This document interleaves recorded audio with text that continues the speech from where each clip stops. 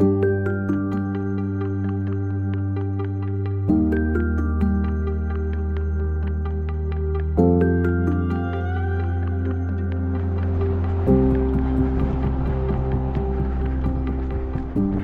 I got back from the Twin Cities Marathon, we were driving through South Lake Tahoe and I saw this huge banner across the road advertising the Lake Tahoe Marathon Weekend. I had totally forgotten about this weekend, but I saw this and I am like, oh, this is perfect because I needed a big weekend of training before Rio Del Lago. What I really wanted to do was 3 marathons back to back over 3 days, but I realized that that was going to probably take a little bit more out of me than I wanted. Like the recovery time would be a little bit too long before the Rio Del Lago, more time than I had. I decided to do the first marathon on Friday, which was the Lakeside Marathon, running from South Lake Tahoe through State Line, Nevada, up to Spooner Pass, then down from Spooner Pass to Incline Village on North Shore. Then on Saturday and Sunday, I would run a half marathon on each of those days. The Incline half marathon was on Saturday and it went from Incline Village, Nevada to Tahoe City, California. Both of those are on the North Shore of Lake Tahoe. On Sunday, the final day, I would run the largest event, the Emerald Bay Half Marathon, which starts up at beautiful Emerald Bay, runs downhill for a couple miles, and ends at South Lake Tahoe, the same location where the first marathon started.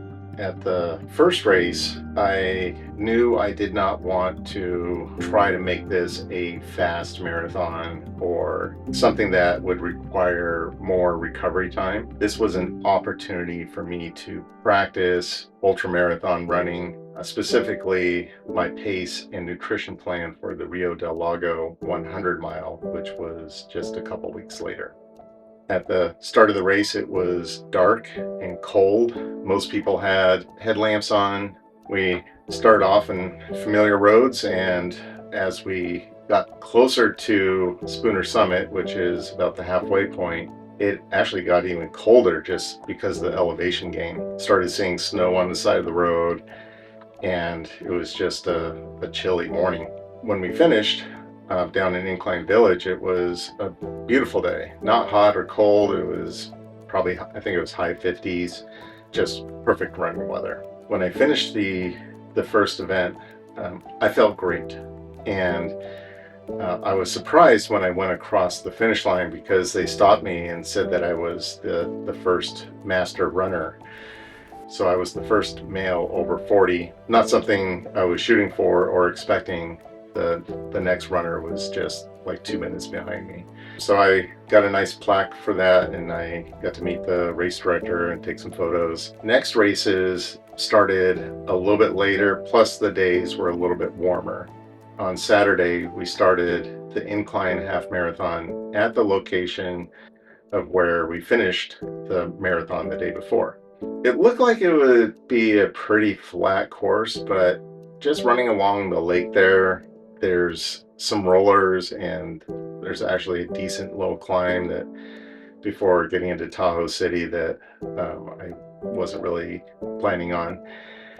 But again, I ran that half marathon with the similar strategy of treating it as if I was running the ultra. I was watching my heart rate and pace closely. I was practicing my nutrition plan that I wanted to try to execute at Rio Del Lago, and it went really well. Both days I had no nutrition problems. I was able to maintain my pacing, did some practicing with what happens if my heart rate goes a little bit too high.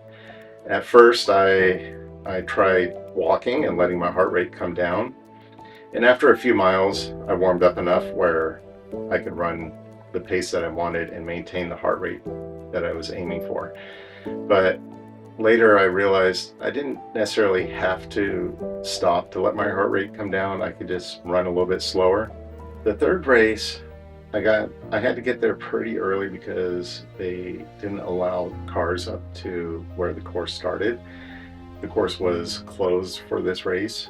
I was up there maybe a couple hours before the start, I just tried to relax and stay warm. I did some warm up before this one, and I had decided that I would run faster than I did the first two races.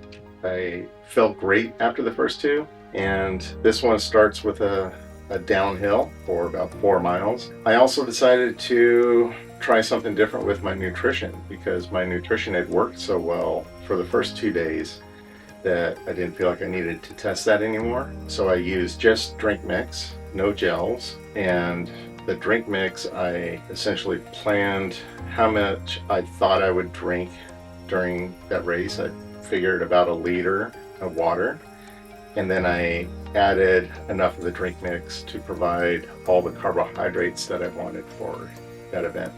Since I was doing it that way, instead of eating every 20 or 30 minutes, I decided to drink some every mile. And the first miles were like, sub 7-minute miles. So I was drinking fairly frequently. And by the time I reached mile 4, I could already tell that my stomach wasn't feeling that well. And then by mile 6, I was having abdominal cramping.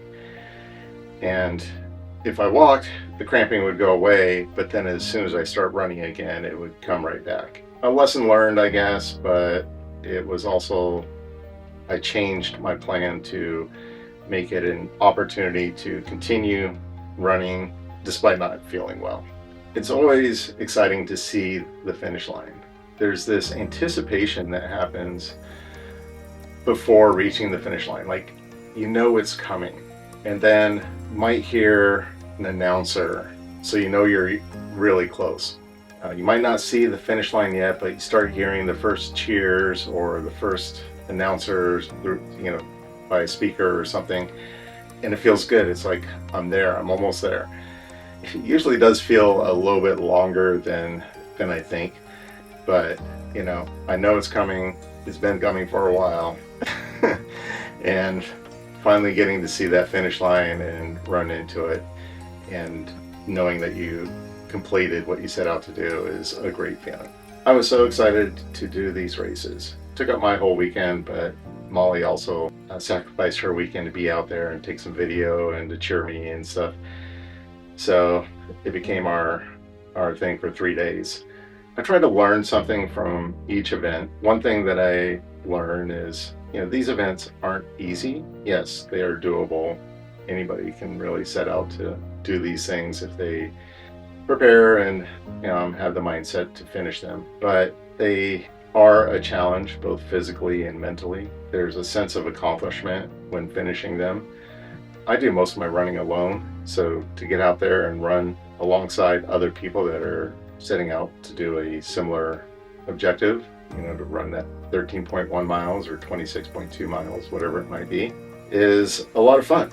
And along the way, sometimes you get to talk to people during the race or after the race, sometimes before the race. But it's the community coming together and doing something that we usually do alone, and now we get to all meet and do something together.